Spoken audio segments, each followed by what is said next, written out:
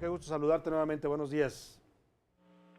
Hola, ¿cómo están? Sí, muy buenos días. Un placer, como siempre, estar con ustedes. Igualmente. Y se trata, pues sí, efectivamente, de este esquema que básicamente es el mismo, independientemente de la dependencia y de la institución pública que esté involucrada. Y consiste justamente en aprovechar una laguna que hay en la ley de adquisiciones en el gobierno federal. En la ley de adquisiciones, el artículo 1 contempla que si tú vas a usar recursos públicos para contratar un servicio, pero esos recursos se los vas a entregar a una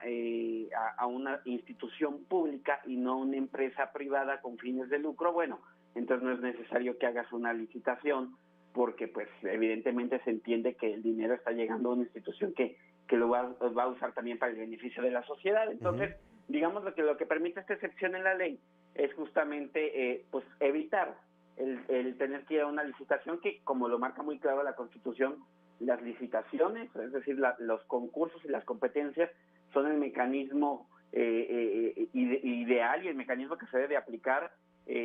cuando uno va a usar y cuando se van a gastar recursos públicos, ¿no? Entonces, lo que han venido denunciando los auditores desde hace 4 años es que, aprovechando esto que debería ser una excepción que marca el artículo 1 de la ley de adquisiciones, pues lo que ha venido pasando es que en realidad se termina desviando dinero siempre con el mismo modus operandi, es decir, una dependencia, por ejemplo la Sede Sol, dice que va a gastar 300 millones para un programa de supervisar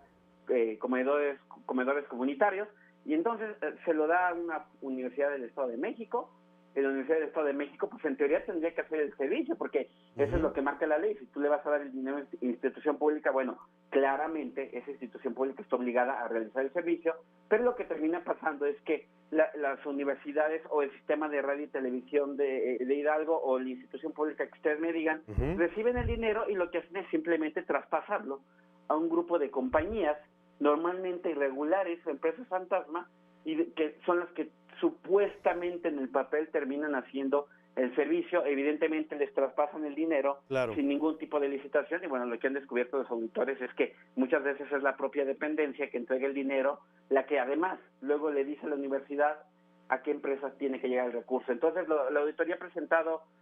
hasta el día de hoy 21 denuncias que se han traducido en igual número de averiguaciones, justamente con el mismo modus operandi, y hasta el día de hoy ninguna de esas averiguaciones ha sido consignada. Y aquí la pregunta es, ¿por qué no han sido consignadas, Arturo Ángel? Porque esto se viene denunciando desde hace ya varios meses, se ha documentado, no solo en investigaciones periodísticas, sino en las auditorías de la propia Auditoría Superior de la Federación. La pregunta es, ¿qué espera la PGR para actuar? Estamos viendo el caso de Ricardo Anaya, donde se habla de un tema de lavado de dinero, que no involucra en este caso de recursos públicos, son recursos privados, pero se habla de empresas que fueron utilizadas para lavar dinero, de una red,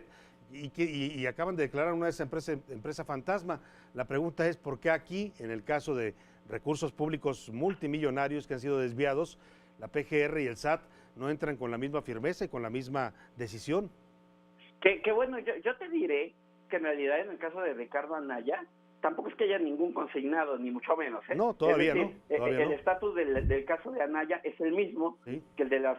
denuncias de la auditoría ante la PGR, porque incluso, y eso es lo más grave, en el caso de las 21 denuncias que ha interpuesto la auditoría ante la PGR, también hay más de una decena de empresas que ya están en la lista del SAT de empresas fantasma. Es decir, aquí llevamos meses, desde hace meses, varias de las compañías denunciadas ante PGR también están catalogadas como empresas fantasma en las listas del SAT. Incluso en esa investigación de las empresas fantasma que se publicó el año pasado,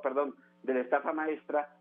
pues ya desde ahí se decía que había varias empresas en la lista. Y mira, nosotros hemos hablado con los auditores y pues la única explicación que hay es que hay una carga de trabajo terrible en la Procuraduría, no hay los recursos humanos suficientes, y evidentemente pues tampoco, y esto hay que decirlo porque así nos lo han dicho los auditores, y te lo puedo comentar, tampoco hay instrucción como para privilegiar algunos de estos casos sobre muchos otros que están ahí atorados y que evidentemente pues no hay ni siquiera la capacidad humana para sacarlos adelante, ¿no? Entonces tenemos que hay una infraestructura de recursos humanos en la PGR pues totalmente rebasada, y que además pues no hay una determinación de sacar estos casos adelante, cuando uno supondría, y yo no sé si tú estés de acuerdo, pero si la PGR tiene 21 denuncias, donde está el mismo mecanismo denunciado por la auditoría, uno supondría que entonces esos casos deberían ser prioridad, porque claramente se está hablando de un sistema que ha permitido por lo menos desaparecer más de 3,000 millones de pesos. Un sistema fraudulento a todas luces y bueno, pues eso tendría que estarse investigando con mayor celeridad. ¿Qué opinión te merecen, Arturo, tú que has dado seguimiento puntual a estos casos y a estas investigaciones y a estas denuncias de la auditoría? La respuesta que han dado algunos funcionarios, en concreto el caso de Rosario Robles, que es la que más ha aparecido mediáticamente, en donde ella dice, yo no supe nada, a mí no me pueden acusar de nada, y bueno, pues si hay alguien responsable que lo procesen, pero ella se deslinda totalmente. ¿Es posible esto que un titular, en este caso de ella de 2 dependencias, no se haya dado cuenta de lo que estaban haciendo sus subalternos? No, pues evidentemente la verdad es que me parece, desde un punto de vista muy personal, pues una declaración poco afortunada, porque uno supondría que si tú estuviste al frente de una dependencia o de una secretaría donde hay una auditoría que está denunciando que desapareció dinero, pues yo lo que haría, y creo que que esperaríamos todos, es que el funcionario exigiera una investigación y dijera, oigan, si ese dinero desapareció bajo mi administración, con mayor razón tengo interés en que se esclarezca esto y se castiga a todos los funcionarios que resultan responsables, porque eso ocurrió bajo mi gestión, ¿no? Claro. Pero no, lo que vemos al contrario es que pues va y dice que ya no se quedó con el dinero y que le revisen las cuentas y que le revisen las propiedades, cuando en primero las denuncias de la auditoría no están diciendo que ella se robó el dinero, claro, ¿no? Y en segunda, además, yo creo que, y hay otros casos muy lamentables que hemos estado viendo, como el de Javier Duarte, donde queda claro además que no es que el dinero que se desvía lo metan a sus cuentas bancarias, ni a la de sus familiares, ni pongan propiedades a su nombre, ¿no? Finalmente eso sería una cosa muy inocente y los mecanismos de lavado son mucho más sofisticados que eso, porque justamente se trata de apropiarte de cosas que no haya forma en que cuando hay una investigación pues estén a tu nombre, ¿no? Entonces, en general creo que en una declaración pues poco afortunada en ese sentido. Sobre todo cuando las personas que encabezaban esta red de triangulación pues son tan cercanas, ¿no? Ahí está el caso de Emilio Cebadúa, que lo llevó a las 2 dependencias como oficial mayor. Claro, y es una cuestión de, a ver, Emilio Cebadúa y personas bajo su gestión claro,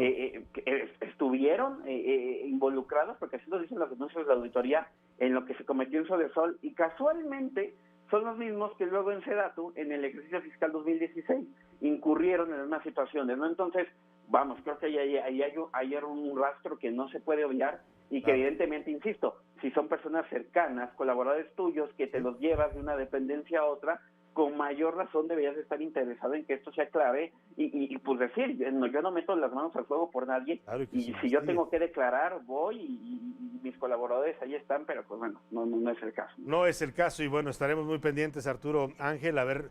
si vemos algún avance, si la Procuraduría resuelve sus problemas de recursos humanos, como nos dices, y podemos ver justicia en este caso ya cuando este sexenio está prácticamente agonizando. Te agradecemos mucho por lo pronto, Arturo Ángel, el haber conversado con nosotros, estamos en contacto.